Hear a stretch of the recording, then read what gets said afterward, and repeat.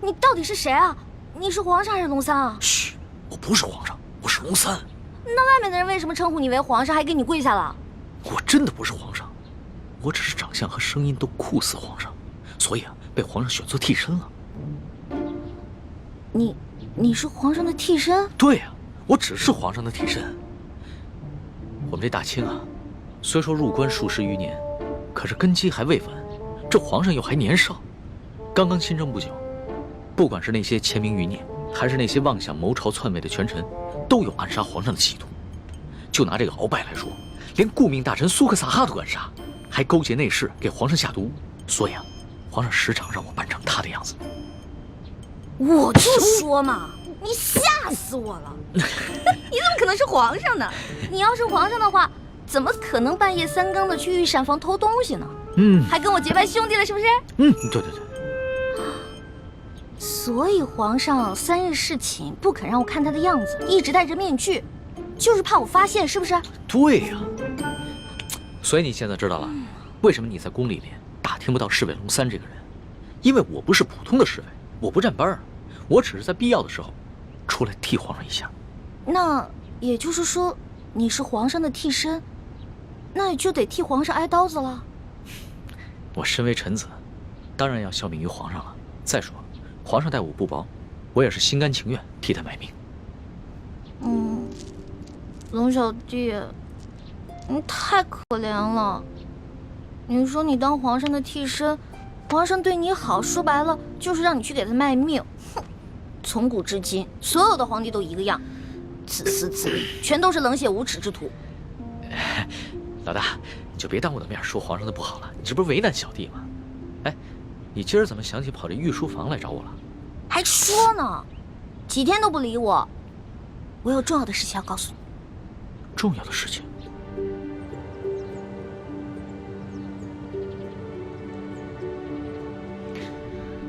这皇上一听说丽妃遇刺，就怀疑过鳌拜，没想到真的是他。可不是嘛，这个鳌拜勾结内侍，行刺嫔妃，简直是胆大包天，把皇上都不放在眼里。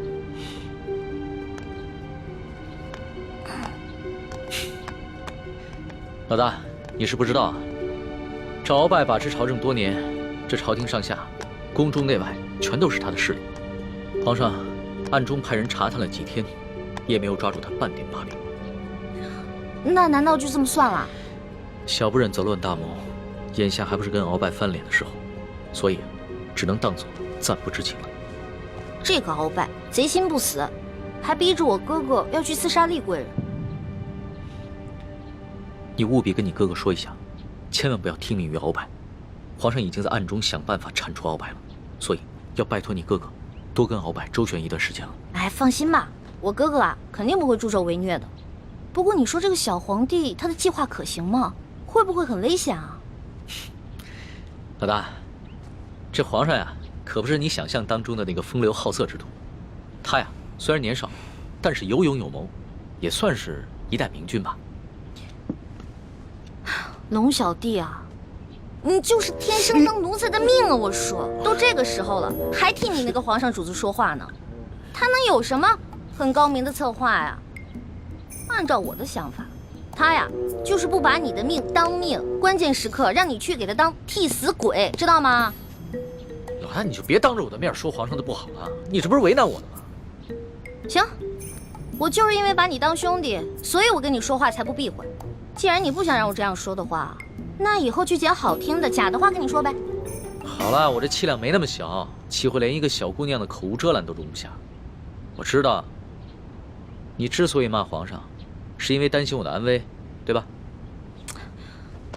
当然了，龙小弟，在这个世界上，除了我的亲人，你就是我最亲的人了。你听我的啊，你可千万别因为什么你的皇上、你的主子去卖命，关键时刻你得记得保护好你自己，千万别于衷，知道吗？好，你就放心吧。我可以悄悄地把皇上的计划告诉你。你把皇上的计划告诉我，这么重要的事儿，你不怕我卖了你啊？在这皇宫里边，除了皇上和太皇太后，你就是我最相信的人了。谁让你的心思最为单纯的？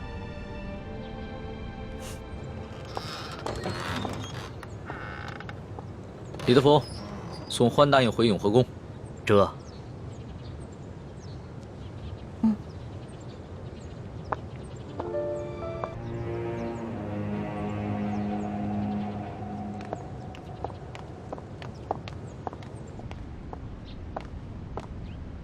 皇上，欢答应到了。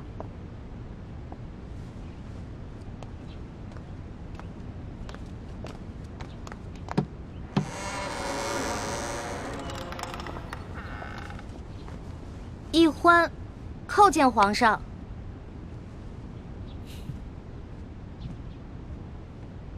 平身吧。谢皇上。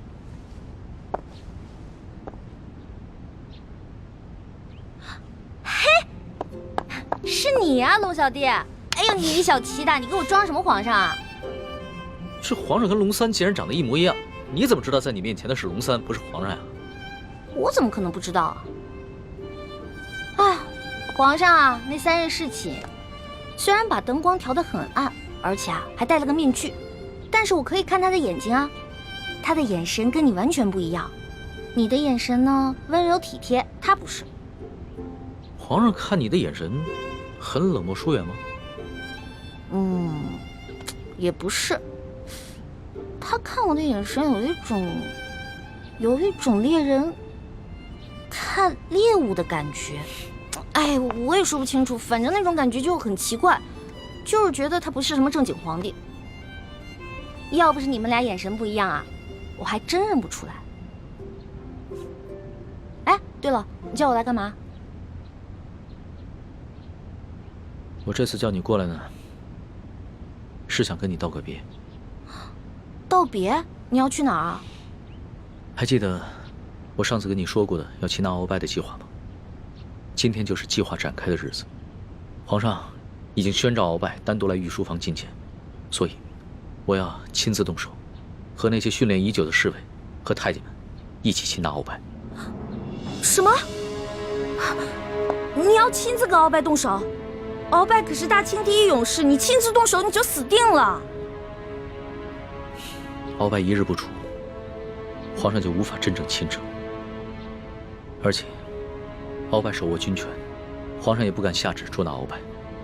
但是鳌拜此人呢，自恃武功甚高，性格极为孤傲，他绝对想不到皇上会找几个摔跤手在宫里边要擒拿他，这样出其不意，反倒有可能成功。而且皇上还安排了李公公在茶里边下了一些药，鳌拜喝了以后，就会内力尽失。李公公，皇上让李公公来协助你？对啊，李公公从小就进宫了，侍奉过太祖皇帝和先皇，深得太皇太后的宠幸。可是那个李公公，怎么了？算了，没事了。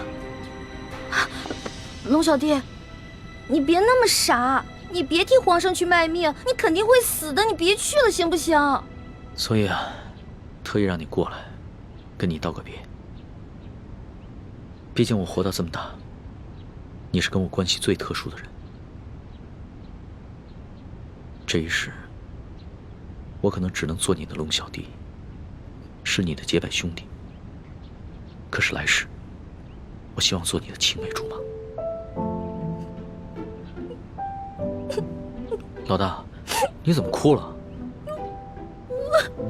我们两个是结拜兄弟，说好有福同享，有难同当的。你要是去送死了，就凭我这三脚猫的功夫，根本救不了你。那如果你死了，那我也得去死啊！我还不想死呢，我还有很多美食没有吃呢，我还有很多心愿没有完成呢。那你就别陪我去死了，让我自己一个人死就好了。反正我在九泉之下也不会怪你，顶多变成厉鬼来缠着你。呸！你明知道人家心里特别着急，你还说这样的话。老大，好了，别哭了，啊！这个计划，它又不一定会失败，也许就成功了呢。道完别了，你先回永和宫，等消息吧。龙小弟，只能这样了吗？没有什么更改的可能了吗？只有过了这一关，皇上才是一条龙，要不然的话，他只是一条虫。那你等我一下。你要干嘛？哎，不许进来啊！我没让你进来，你不许进来。哎，不许进来。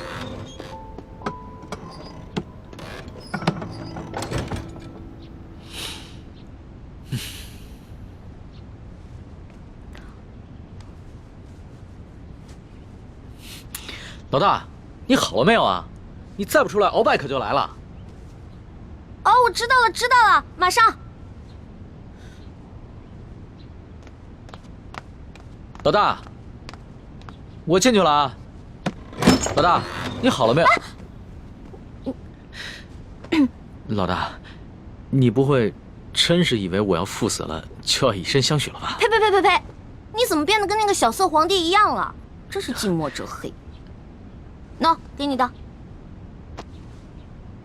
这个是金蚕背心，鳌拜给我的，据说可以刀枪不入，水火不侵。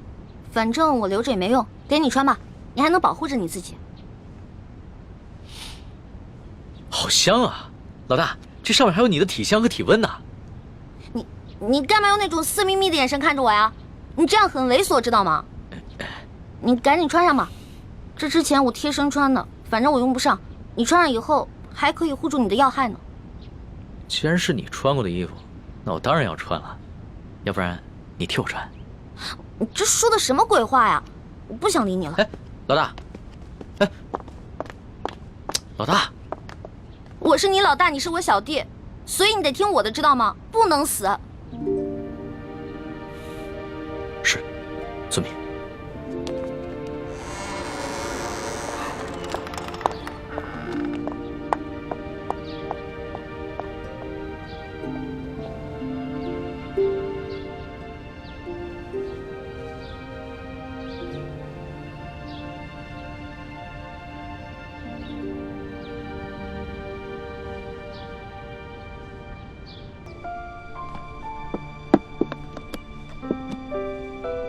没想到，康熙如此谨慎，在宫里竟然备下了自己的替身。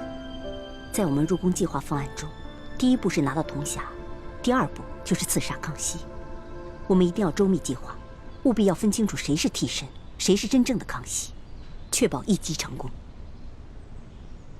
这就需要小师妹多想想办法了，查清楚龙三的行踪，什么时候会去假扮康熙，又如何区分二人的差别？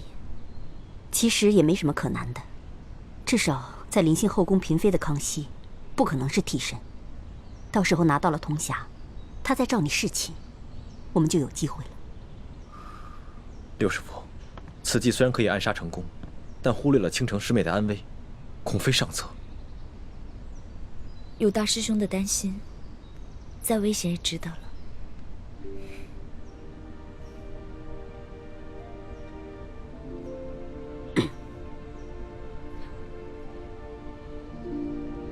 这行刺康熙的行动是下一步计划，还早着呢。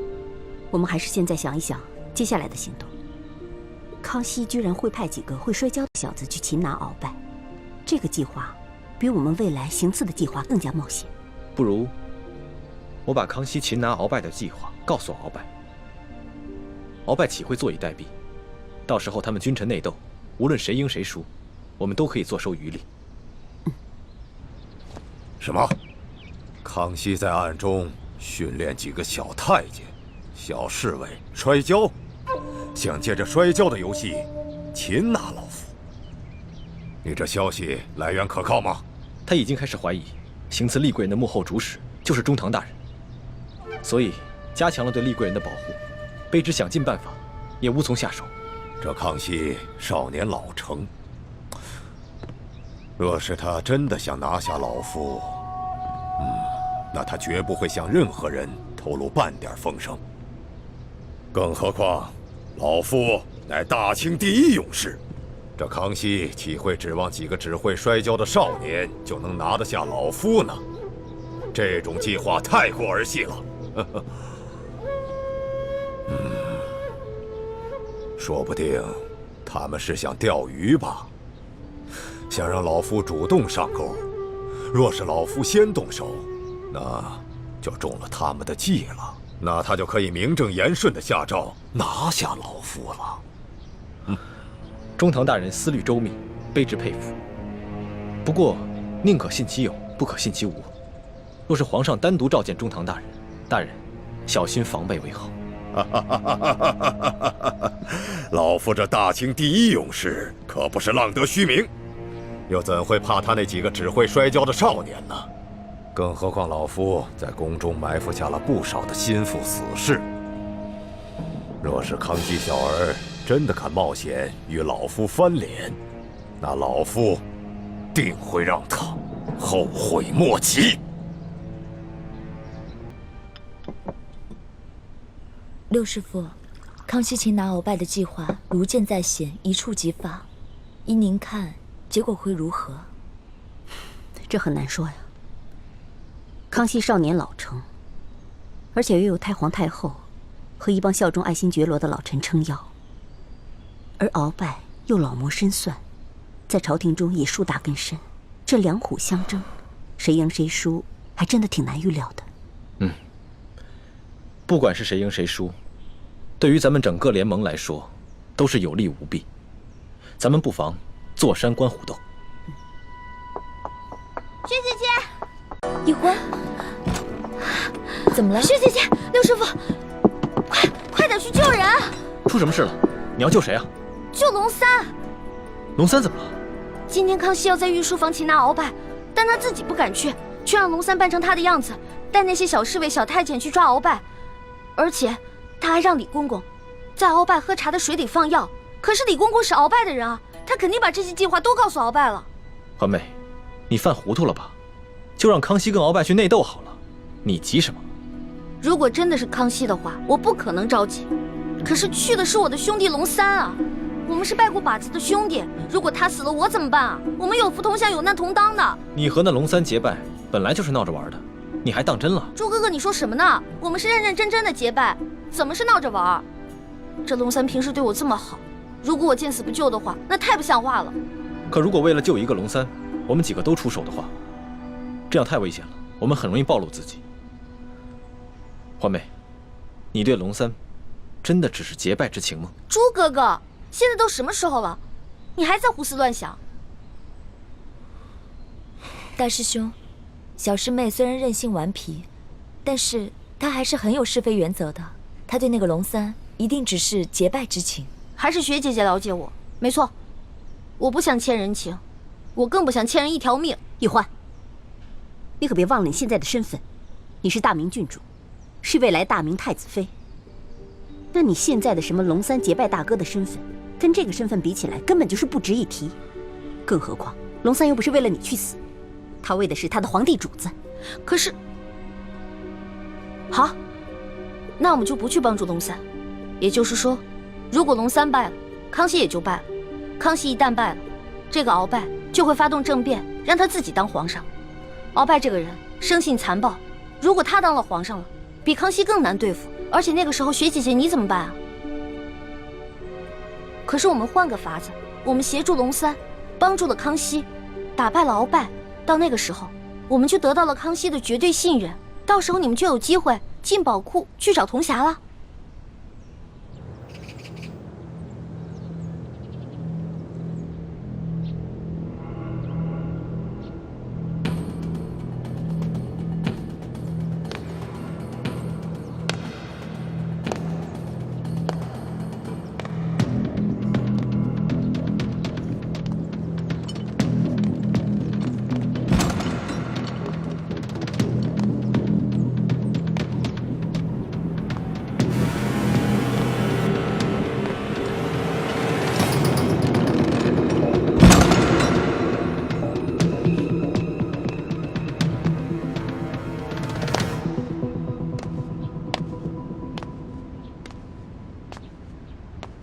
奴才参见皇上。免礼，赐座。谢皇上。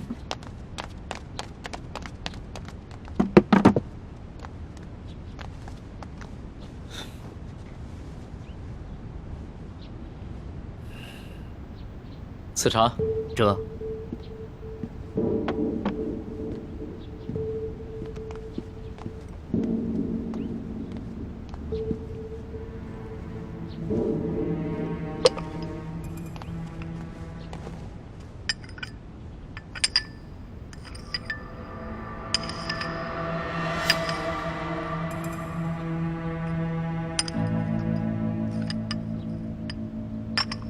老少保，这些茶都是今年新摘的龙井，是昨个浙江巡抚刚刚送进宫的，你不妨多品一品，看看比之安徽的银毫如何？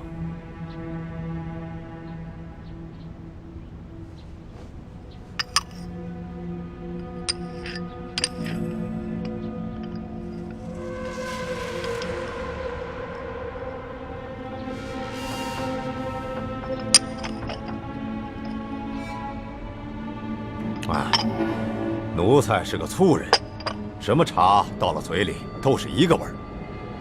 皇上宣召奴才，有何事垂询啊？老少保，你不妨先看看这些奏折。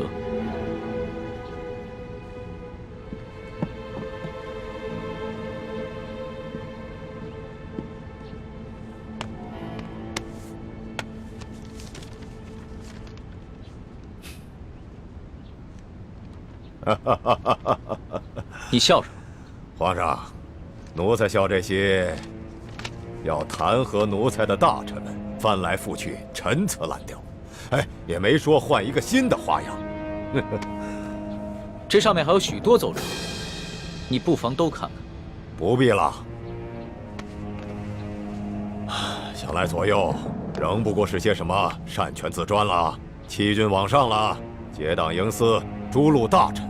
你说这些，全是些子虚乌有之事。鳌拜，你！皇上，这数十位联名上书的大臣，分明就是在构陷奴才，这是在离间你我的君臣之义，这简直就是对皇上的大不敬。奴才恳请皇上下旨，让奴才把这些乱臣贼子一一捉拿。你凭什么说这些弹劾你的奏折都是构陷之词？皇上，这些要弹劾奴才的奏折，究竟是什么性质？那仅仅是在皇上的一念之间。现在就看皇上是相信要弹劾奴才的这些大臣们，还是要相信奴才了。鳌拜，你当着朕的面撕毁奏折，言语无状，在你的眼里还有朕这个皇上吗？这奴才的性情一向是如此，皇上忘了，皇上经常夸奴才性情憨厚耿直，怎么到了今天就说奴才是言语无状了呢？奴才自辅政以来，哪天没有要弹劾奴才的奏折？皇上和太皇太后一向是看都不看就直接给了奴才，怎么到了今天，皇上就拿这些奏折来斥责奴才了呢？这么看来，不是奴才的眼里没有了皇上，而是皇上的心里根本就没有奴才了。到了现在，你还在强词夺理，丝毫没有悔改反省之心，真是让朕心寒呐！好了，皇上，你也不必处心积虑地挑奴才的刺儿了。皇上现在无非是翅膀硬了，想独揽大权，嫌奴才碍眼了。还是老话说得好，鸟进弓藏，兔死狗烹。皇上要如何发落奴才，就请直言吧。好，鳌拜，朕知你辅佐三朝，劳苦功高，朕看你不如安心找一个地方颐养天年吧。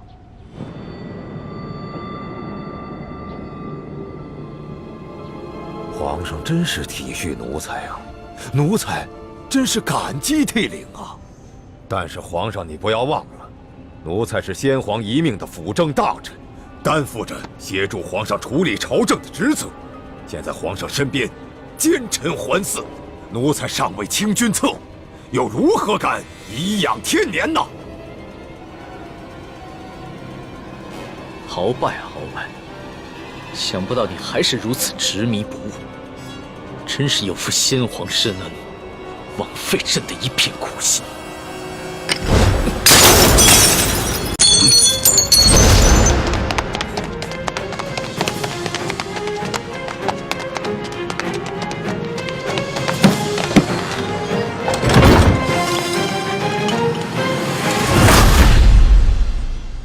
按理说，我们站在康熙这边，得到的利益会更大一些。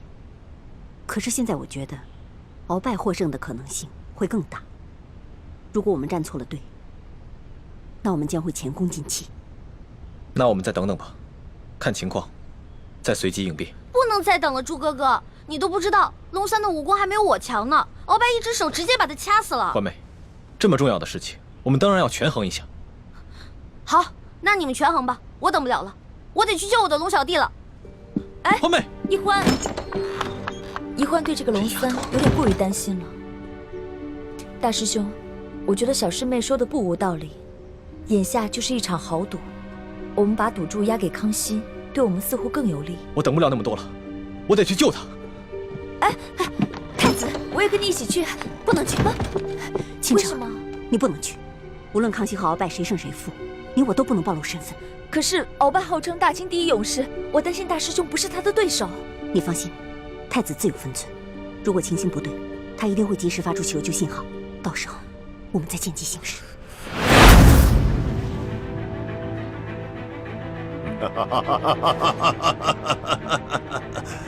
玄烨呀，玄烨，没想到你如此小瞧我鳌拜，像你这般狂妄无知，又怎守得住我大清的江山呢？好，那老夫就先送你去见先帝，再另立新君吧。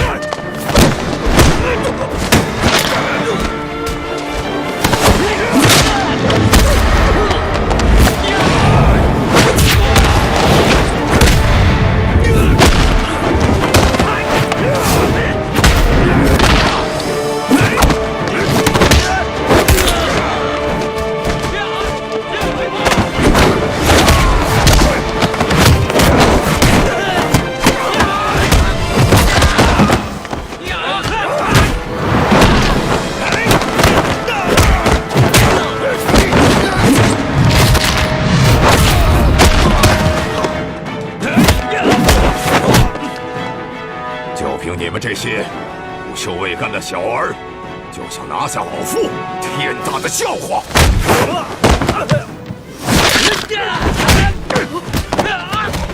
李德福，这让你准备的东西你备好了吗？回皇上，奴才岂敢抗旨？奴才确实在茶里下了内力散，奴才也不知道为何会失去效果啊！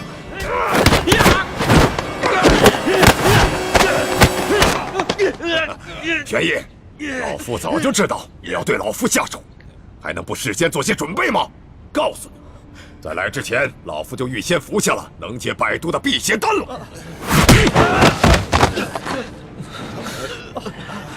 快起来！只要抓住了鳌拜，官升3级，赏金1000两。真是不见棺材不落泪。来吧，送死吧！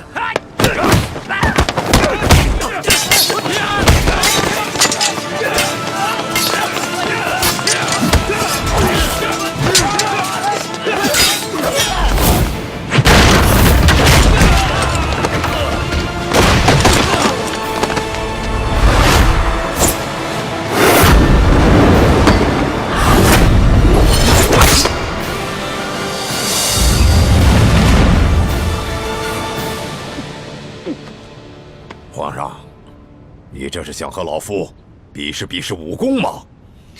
我说你平时的聪明劲儿都哪儿去了？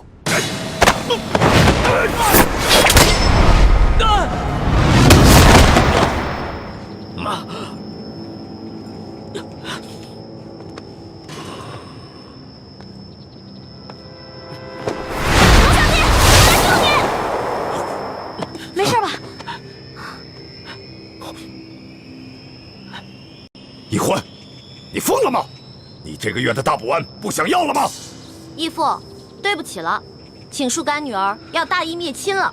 你别忘了，你哥哥和你都服下了老夫的大补丸。我告诉你，一旦毒发，你们会死得苦不堪言。鳌拜，咱们来做个交易吧，你放了皇上，我也求皇上放了你，怎么样？老夫真是看走了眼了。老夫原本以为你是一个聪明伶俐的丫头，没想到你这般幼稚。站住，鳌拜！你已经中了我的7步之岛，如果你现在强行运功的话，你在7步之内就会毒发身亡。鬼丫头，你以为老夫会上你的当吗？就算老夫中了7步刀，也会在7步之内一样先毙了你们的命，让你们为老夫陪葬的。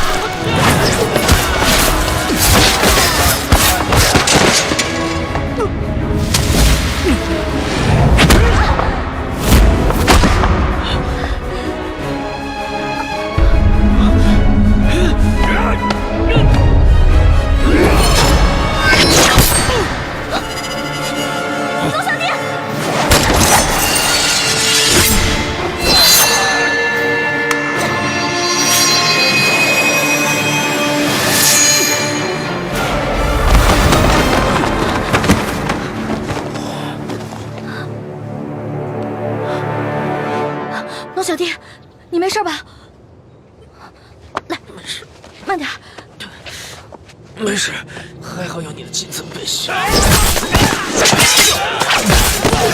拦住他们，我去救皇上。你去吧。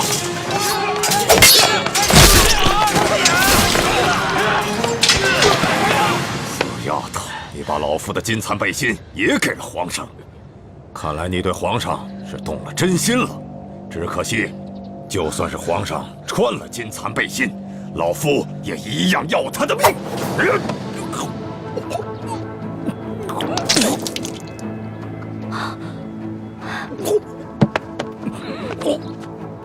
鳌拜，你果然与众不同啊！别人中了我的7步岛，只能走7步，没有想到你追了我们这么多步才倒，厉害！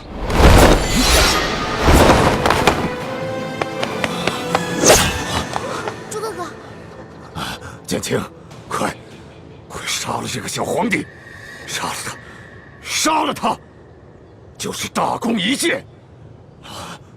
老夫就会把你们兄妹2人的大补丸的解药给你们，还会升你为太医院的院判。快，杀了他！朱哥哥，好，你可别糊涂啊！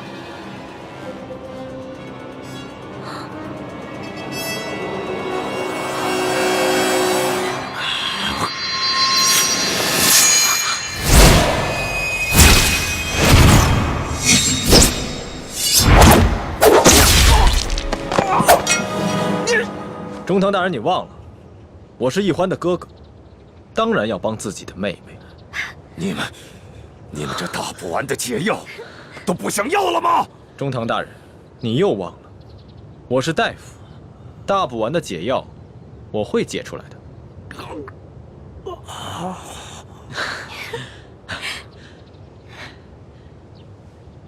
老大，你怎么受伤了？怎么流这么多血啊？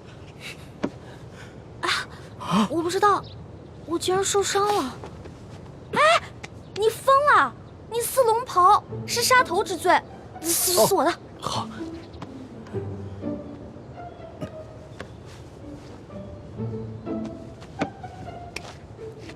哎，等等，皇上，奴才这有手绢儿。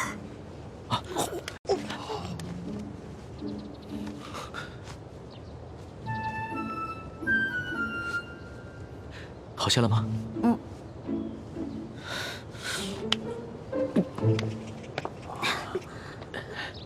鳌拜，你别不服气，没想到你这个人不仅有勇无谋，还有眼无珠。站在你面前的根本就不是什么皇上，他是皇上的替身龙三。你说他是龙三？护驾，护驾！这边快！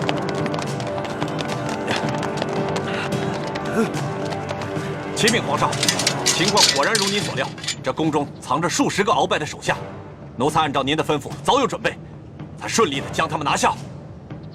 好，擒下鳌拜。这，来人，拿下鳌拜。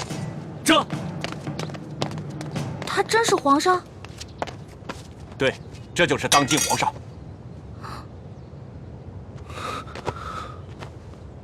微臣参见皇上。丫头，你白长了一双大眼睛，中看不中用。你可知这玄烨在先皇的皇子中排行老3，龙三的名字是他平时出宫微服私访时的化名。你也不好好想想，他要不是真正的皇上，何来的这等的气象啊？你真的是皇上？3日侍寝的时候，为什么朕要戴着面具？朕跟你说话的时候也是破绽百出，可是你都没有发现。朕还从来没有见过像你这么单纯可爱的女孩。华妹，赶紧下跪！你这个骗子！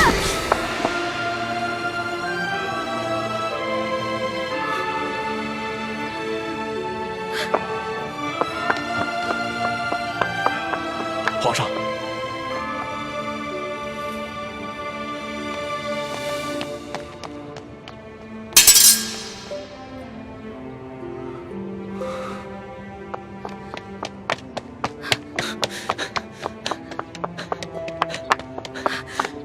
你给我站住！你给我放开！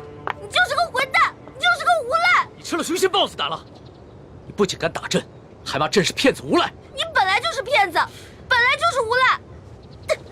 你知不知道你现在说的每一句话，都够砍你100次头了？砍吧，反正现在鳌拜已经被你制服了，留着我这个猪脑袋也没什么用了。好，你不怕死是吧？那你哥哥呢？你知不知道你打了朕，要被诛9族的？好啊，你先是利用我，现在利用完了对吧？我没有价值了，你就知道欺负我，砍我的头，还要诛我9族，有你这样欺负人的吗？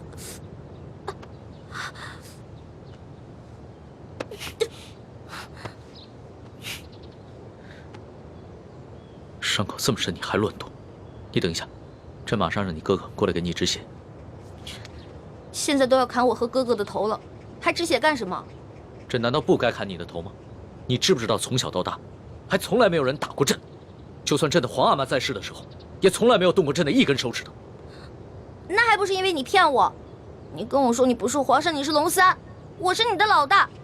那小弟做错事了，老大教训一下怎么了？那要你这么说的话，还是朕的错了。没错，就是你的错，谁让你骗我了？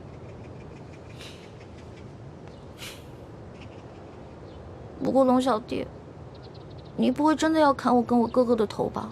你说呢？你当着那么多人的面打了朕，朕要是不惩罚你一下的话，还怎么君临天下呀？你还有没有良心啊？刚刚是谁冒死帮你跟鳌拜拼命的？刚刚你确实挺勇敢的。朕原本以为你就算真的担心朕，但也只会躲得远远的。我现在真是后悔了，早知道我就应该让鳌拜把你大卸8块的。朕要是被大卸8块，你也好不到哪儿去。你忘了你跟朕结拜过？你还说我被你玩的团团转，你现在很得意很开心是不是？那你不也一样吗？啊，老骗我这个那个的，现在知道自己牛皮吹大了。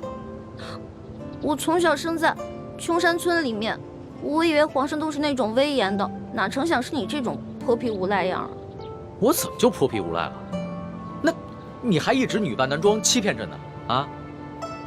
那反正你踢朕挨了一刀，又给了朕1巴掌，这事扯平了。不过，龙小，皇上，是不是以后以后我得跟他们一样，毕恭毕敬的叫你皇上了。那当然了，在外人面前，朕只能是皇上，你就不能胡闹。只不过，私底下，你如果还愿意叫朕龙小弟的话，朕会很开心的。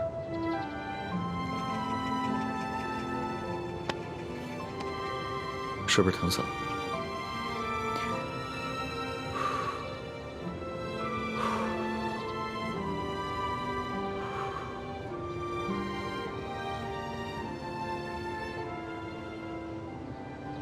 左董，奴才在。朕封你为国史院大学士。奴才谢主隆恩。还有你的那些属下，护驾有功，全部每人晋升1级，赏白银1000两。谢皇上，奴才遵旨。皇上万岁万岁万万岁！平身吧。这。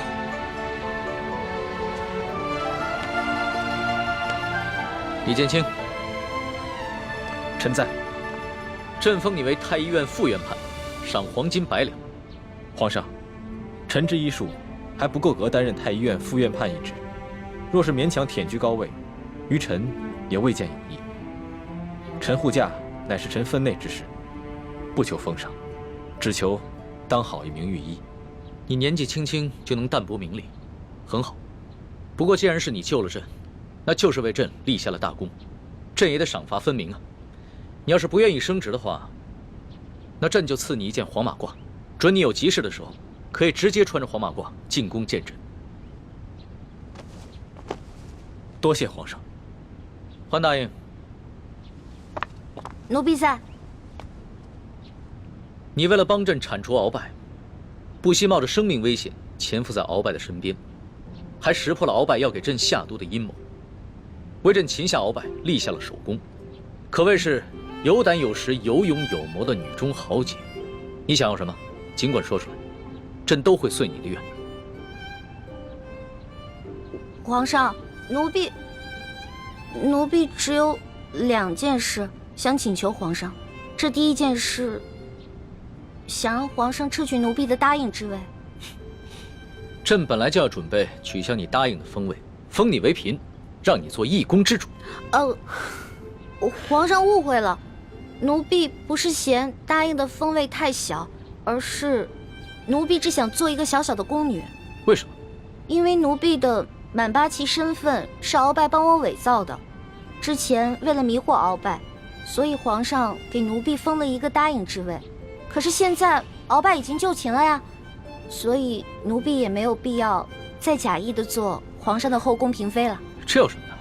朕早就想过了，找一个八旗的宗亲认你做义女，赏你们李家一个满八旗的身份就是了。其实这跟几起也没什么关系。最主要的是，奴婢年少的时候家里给奴婢定了亲，虽然奴婢的未婚夫前几年外出游学，暂时失去了联系，但是婚约还是在的，所以奴婢没有办法侍奉皇上。你的意思是，将来有可能还是要出宫，去跟你的未婚夫完婚？这大清朝跟历代历朝都是一样的，推崇信义为先，这婚约自然也要遵守，所以奴婢就不能侍奉皇上，希望皇上成全。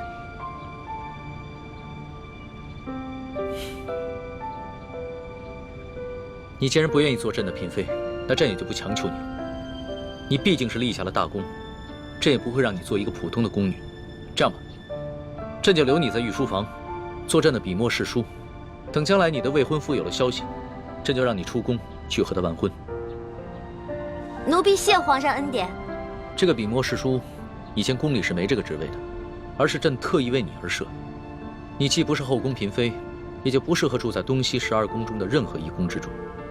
这样，让人在后宫之中找一处幽静的住所，赐名永乐斋，暂时拨给你住。谢皇上恩典。那你的第2个要求呢？我第2个要求很简单，奴婢知道皇宫里有一个宝库，里面有好多奇珍异宝，奴婢想进去转一转。你还真是个小孩心性。好，朕准你了，准你去宝库逛一逛，顺便挑拣自己喜欢的宝贝，就当是朕给你的赏赐。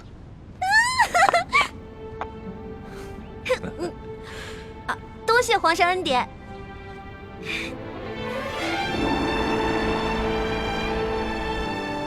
石叔姑娘，哇，请。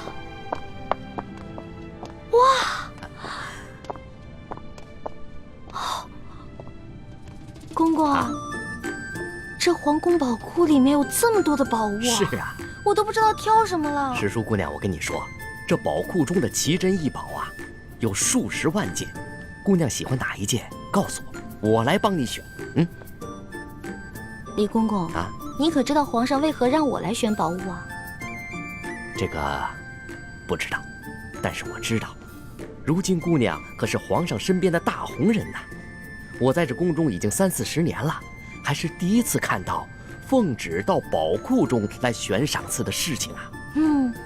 来，这皇上啊，让我来挑宝物啊，实际上是给我下了道密旨，是让我来这儿找铜匣的。哎，但是这事儿除了皇上知道，只有你我知道，不许告诉第4个人啊。奴才明白，姑娘你放心。我在这宫中当差好几10年了，就一样好处，嘴巴紧，从来不乱讲话。这个好，继续保持啊！好，走，我带你去看看册子啊。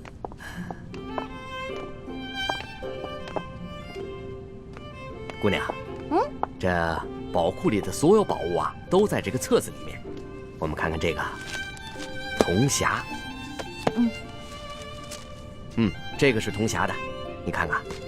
这个宝库里的铜匣呢，一共有174件，不知姑娘想要哪一件啊？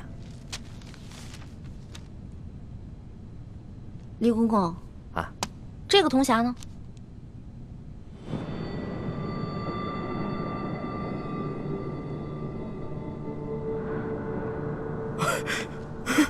姑娘饶命啊，姑娘！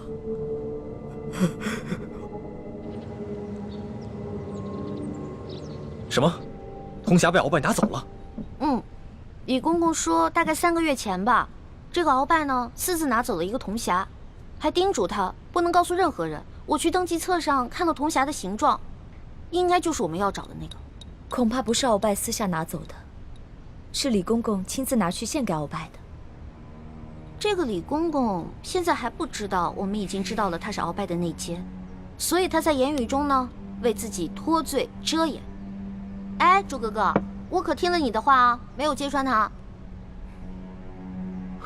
你刚才说什么？3个多月前，那不正是义父告诉我们铜匣秘密的时候吗？难道鳌拜也知道了铜匣的秘密，所以抢先一步拿走了铜匣？可是鳌拜怎么知道铜匣的秘密呢？难道我们明珠谷出了奸细？奸细？我觉得会不会是鳌拜觉得那个铜匣很顺眼，自己比较喜欢，就顺手拿走了呢？环美，这么大的事情，我们不能存在侥幸心理。皇宫的宝库中有数10万件的珍宝，鳌拜偏偏选中了铜匣，一定是铜匣的秘密泄露了。那也就是说，咱们明珠谷有内奸了，那怎么办啊？眼下之计，只有想办法到鳌拜府上拿到铜匣，在暗中通知师傅们排查谷中所有人，找到奸细。学姐姐说的有道理，之前这康熙啊，一直担心我中了大补丸的毒，但他不知道咱们已经把毒悄悄的给解了，所以呢，我可以借口找解药，亲自搜查鳌府，康熙肯定会答应我的。环美，康熙一直对你言听计从，就连你之前打了他一巴掌，他也饶恕了你。但是，你千万不要被他的柔情蜜语所迷惑。朱哥哥，哎呦，你在其他事上都挺大气的，怎么这件事上这么小气呢？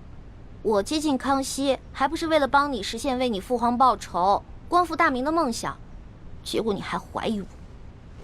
对不起，环美，是我想多了。也不知道为什么，我心里总是不踏实。等我们拿到了铜匣，一起撤出紫禁城，再也不要见康熙了，好吗？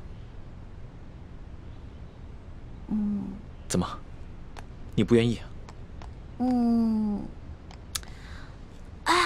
说实话啊，在这皇宫里呢，有最大的老大罩着我，想吃什么吃什么，想玩什么随便挑，这种感觉还真让我轻飘飘的。我还想多享受几天呢。你呀，哎呀，好了好了好了，我只是把我自己内心的话说出来而已嘛。为了不让你生气，我保证等找到铜匣以后，跟你们一起撤，行了吧？老大，谢谢你。要不是你的金蚕背心，说不定小弟就再也见不到老大了。哎呀，这个金蚕背心我穿着也没什么用，我跟这世上的人无冤无仇的，也没有人想害我。倒是你，虽然高高在上，所有人都对你很恭敬，指不定多少人想害你。拿着吧，给你了。既然你这么关心朕，那朕可就收下了。你知道这件金蚕背心的来历吗？我只知道这个是先帝赐给鳌拜的。这件金蚕背心呢，是前明崇祯皇帝的贴身之物。这个崇祯皇帝生性多疑，唯恐被人刺杀，所以花重金从海外购得了这么一件宝物。可惜啊，最后他还是丢掉了天下，吊死在了梅山。就跟这个鳌拜一样，曾经权倾天下，现在不也照样变成了一个阶下之囚？所以啊，这执掌天下之人，可不能靠什么宝物防身，必须以仁德治天下。只有天下太平，这做皇帝的才会太平。龙小弟，你这一本正经说话的样子，还真像个皇帝啊！什么叫像个皇帝？朕本来就是个皇帝。是，而且，朕会说到做到。哎呀，老大，你怎么了？你没事吧？没事，可能是大补丸的那个毒发作了。那怎么办呀？我已经命索额图去查抄鳌拜府了，命他一定要找出大补丸的解药。不，这索大人吧，他去找，他即便看见了，他也不知道哪个是。要不然你还是让我去吧，我去搜吧。不是，可是你这样能坚持住吗？我其实刚来的时候吧，吃了我哥哥给我制的那个药，虽然不能根治这个毒吧，但是可以缓解一下。你让我稍微缓一下啊。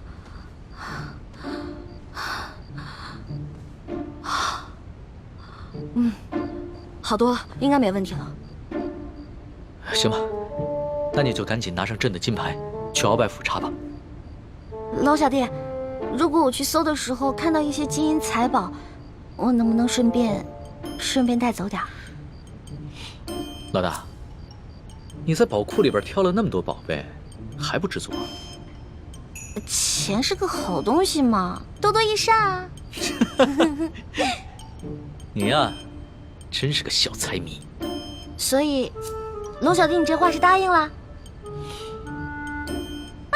谢谢龙小弟。这样，等我发了大财以后，一定带你去京城第一酒楼吃顿好吃的，行不行？好，就这么定了。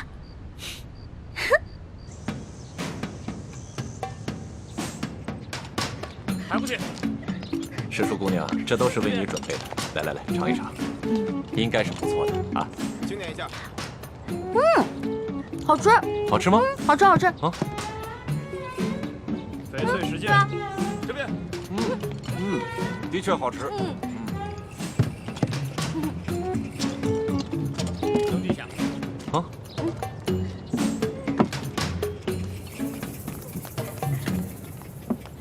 表姨夫，这是查抄的物品清单，您过目。啊。这大补丸的解药，府中里里外外、上上下下都搜了个遍，还是未能找到。这怎么能行啊？大补丸解药是最重要的东西啊！皇上说了，掘地3尺也要找出来。继续搜。是，卑职这就亲自带队再去搜一遍。快去。你走。这，师叔姑娘，这是查抄的物品清单，您长长眼，过目。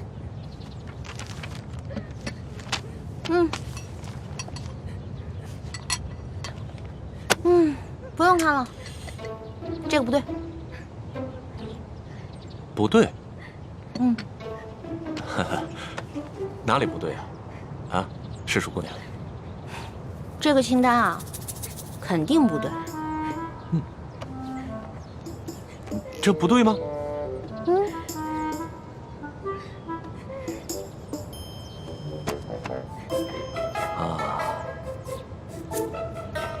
好，赤鼠姑娘，咱们能不能借一步说话？好啊。走。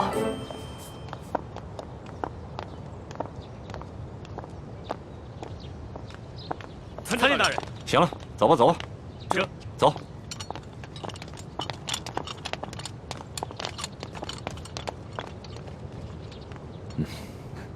索大人，有什么话您就直说吧。哎，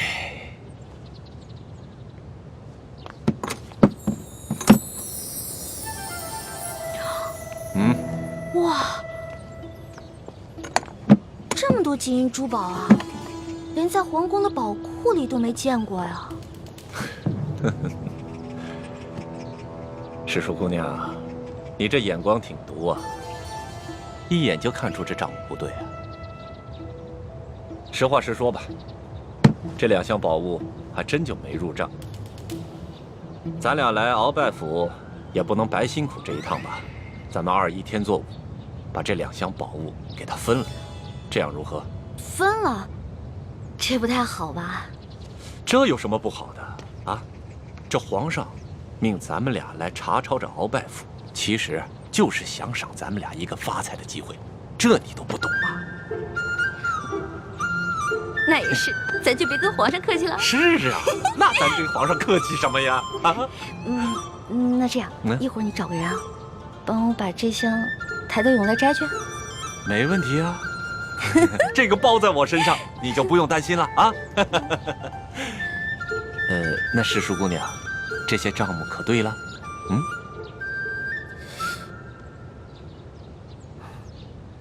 不对，还是不对啊？什么不对啊？世叔姑娘，这还有哪儿不对呀？啊？这个不对。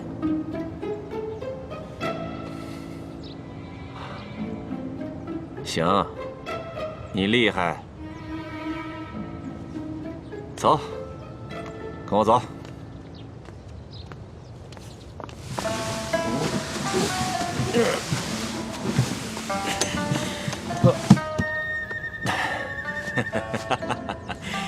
哎呀，世叔姑娘，这是我藏的最后1箱的宝物了，啊，没入账的宝物了。哎，这个箱子里也没有。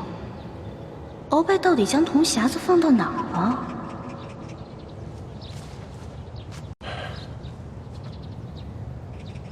世叔姑娘，这最后1箱宝物，我本来是要留下来，孝敬其他王公大臣的。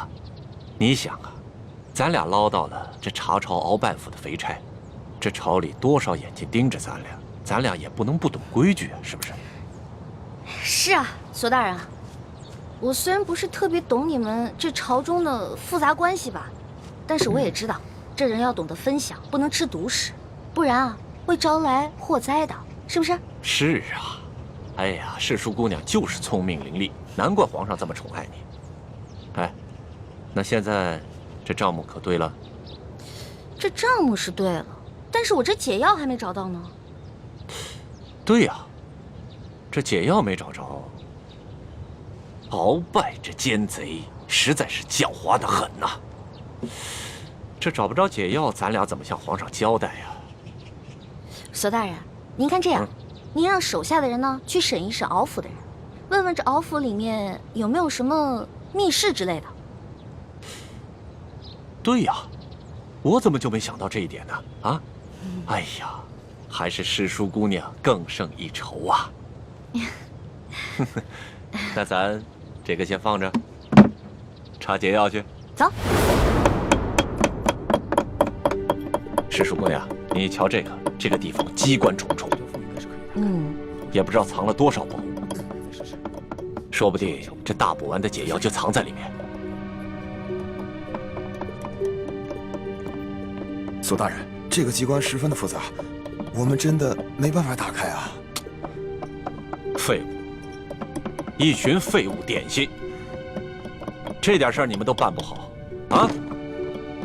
我告诉你们，再给你们1个时辰，如果你们再打不开，我把你们这没用的手给剁下来。我剁下来知道吗？我知道，我们开。索大人，消消气啊！我觉得他们打不开，跟您站在这儿也有关系。您想啊，您站在这儿，他们紧张啊，紧张肯定打不开。要不然您看这样行吗？您到外面啊歇息，喝个茶，我来看着他们。还真说不定啊。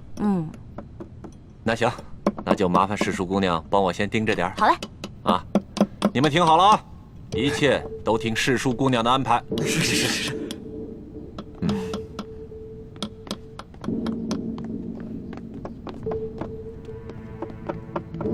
世淑姑娘，这个机关设计得非常巧妙，我等真的无力打开啊！是啊，我看看。您请啊，您看看。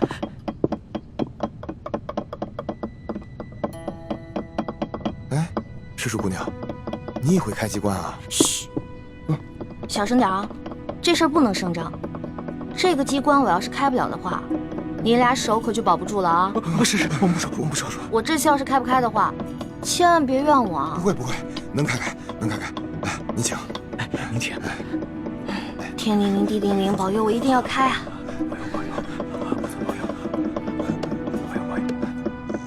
眼下我们已经帮康熙擒获了鳌拜，已取得了他绝对的信任，相信用不了多久，小师妹一定能够拿到铜匣。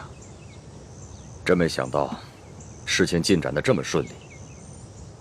这10几年来，我们一直没能完成的任务，居然被你们几个月之间就完成了。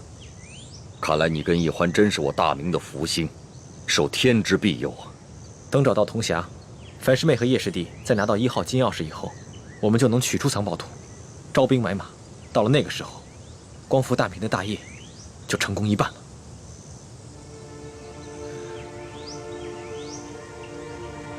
唉，怎么了，义父？有件事情藏在我心里已经很多年了，我现在告诉你，你也要把它藏在心中，不能告诉任何人。义父，请讲。